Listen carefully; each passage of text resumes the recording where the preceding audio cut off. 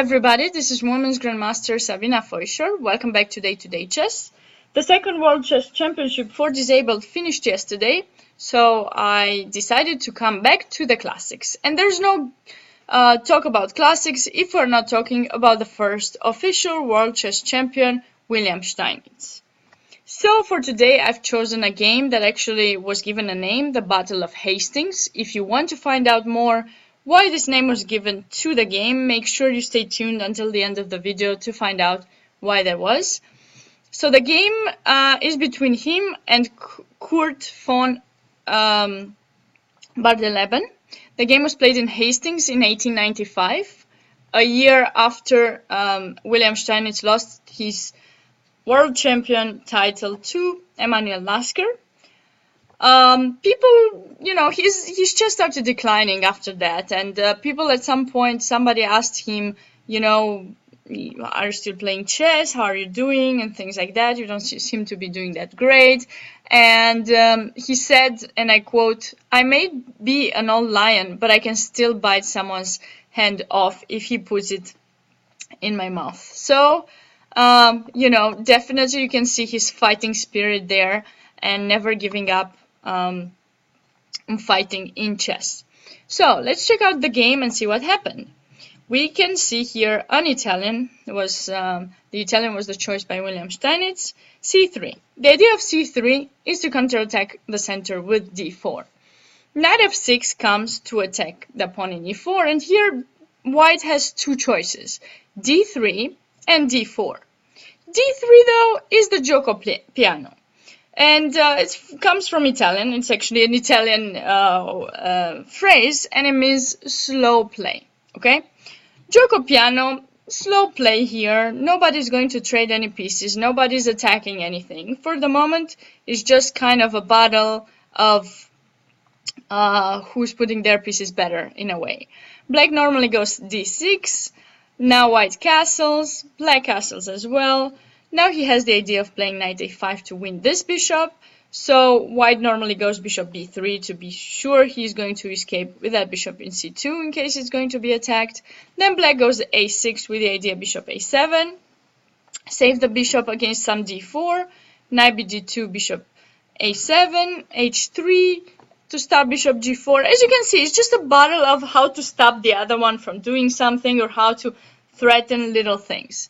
Too slow for the first World Chess Champion, although he wasn't a champion at that point anymore, but he still had his fighting spirit in him. So here it is. He's attacking chess. D4 is his choice. And this is still theoretical, still being played many times these days. Just keep in mind, do not go bishop b6 in this position. After bishop b6, White has two choices that would give him a really good play. One of them is knight c3, keeping his center really strong. And the other one would be e5, just utilizing the fact that I have the center, I can push it and chase your knights away, and just Black doesn't have a very good position here. That is the reason why after c takes d4, Black has to make things happen fast, because if he doesn't, White is going to castle really fast, and maybe you'll remain with your king in the center. And maybe I will remain as White with my center. So, bishop b4 check. We need to give you check to get the bishop out with tempo, and then Black wants to play d5 to destroy a little bit White's center. Besides, with the bishop in c4 and the pawn in e4, when Black plays d5, there's going to be a forced trade in d5, which is something that Black would want, because then d4 pawn would remain weak. Okay, so here again we have two choices, bishop d2 and knight c3.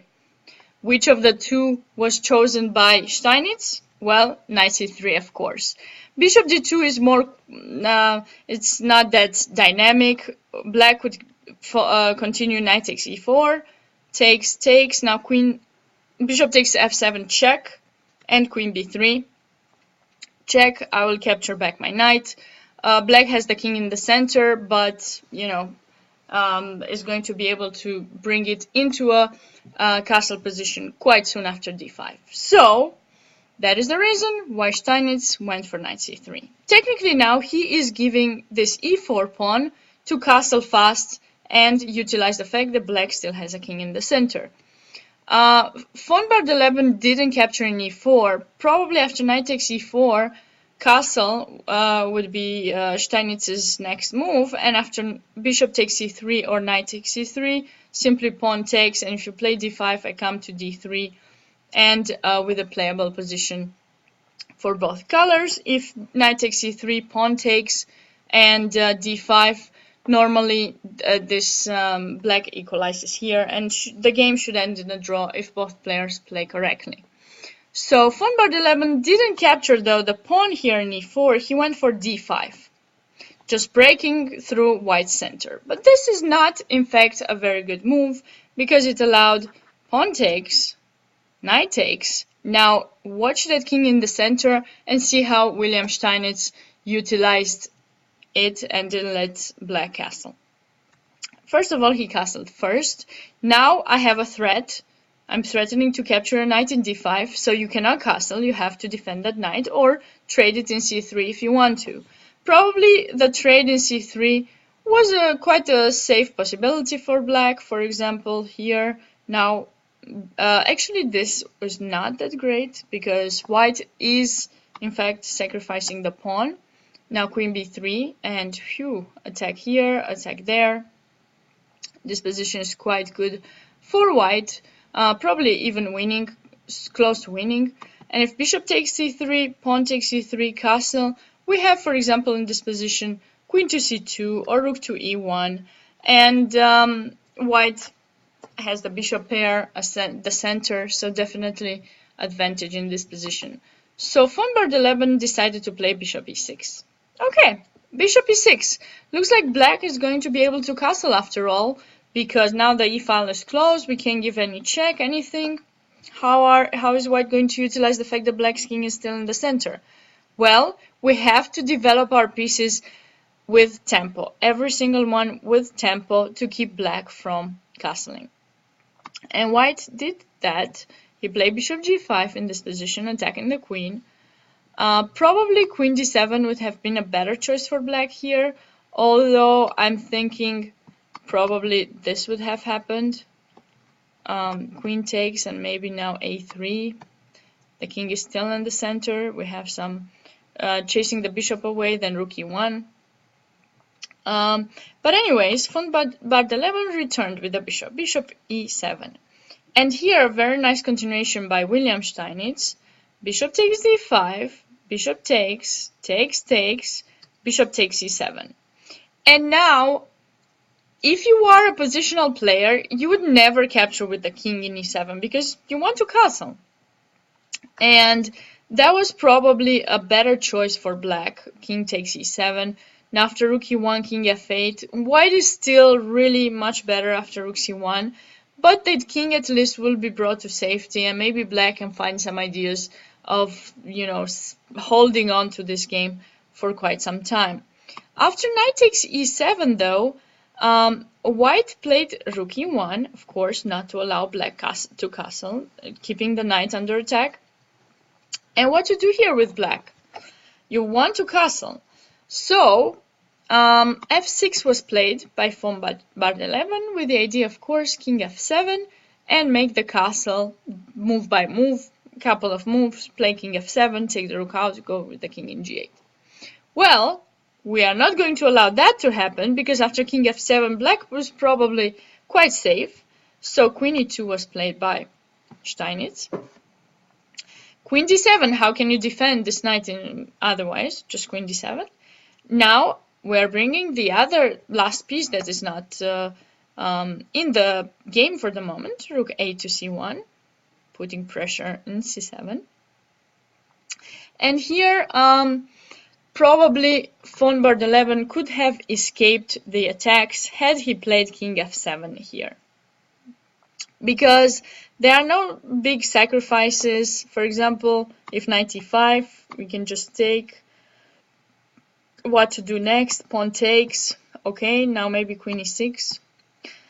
And it seems that black can hold on in this position. Nothing is going to destroy his defense. it was definitely a better choice for black and saving choice. In fact, after his move, he's probably lost here. He played c6, thinking that, you know, I don't want to lose this pawn in c7, so I'm just going to play c6. Please pause the video and try to find a really good move that Wilhelm Steinitz did in this position. d5. This is amazing because now I'm threatening to capture in c6, and again, you cannot castle. Your knight needs to stay protected. And what to do? You have to capture in d5. And maybe you've noticed this idea before. You are technically giving away a pawn with the idea of liberating the square where the pawn was, and you bring another piece on that square. And Wilhelm Steinitz went for knight d4. Now threatening some knight f5, knight e6 ideas. King f7, trying to get you know, the castle done. Of course, now we cannot knight f5, but we can play knight e6. Threatening rook c7 and problems on the 7th rank. So black went rook h to c8, of course, because he wants to go king g8 and have his castle done, and also trade some pieces. But as you can see, I already had these two pieces red, and the idea is g7 is a super weak spot close to the king. So now it's time to bring our piece to attack that spot. g6 is the only move. Pause the video and find an amazing move by white here. Knight g5 check. Check queen, not only any kind of check. King e8. Pause the video again and find even a better move here. Amazing move here. Rook takes e7. And the problem with this move is that you cannot capture with the queen because now there's just rook c8 and you're losing a knight. You cannot capture with the king because now there's queen b4 check. Queen goes to e8. Rook e1 check. King has to go to d8. Now knight e6 check. And if you go to e8, simply mate. And if you don't go to e8, you don't have squares. You have to give away your queen. And I'm going to just take the queen. And rook c1 is not mate because I can just retreat with my rook. And white is simply winning. So it is impossible to capture the rook. Black went king f8. Okay, how do we continue this? Notice white cannot win this queen in d7 because he stands on mate on the first rank as well. So it's amazing how many pieces are en prise in this position, yet none can be captured. Okay, so we continue. Rook f7 check. Again, black cannot capture because rook takes c8. So he went king g8. Now we continue. Rook g7 check. Notice you cannot capture with the king because now queen takes d7 check. Okay, and so it's not mate on c1. Also, with the queen, again, it doesn't work because rook takes c8. So you have to go to h8. Okay, how do we continue this? Rook takes h7 check. And some people say that in this position, Curt von Bardeleben resigned. But in fact, he did not resign. He just left the playing hall and did not come back.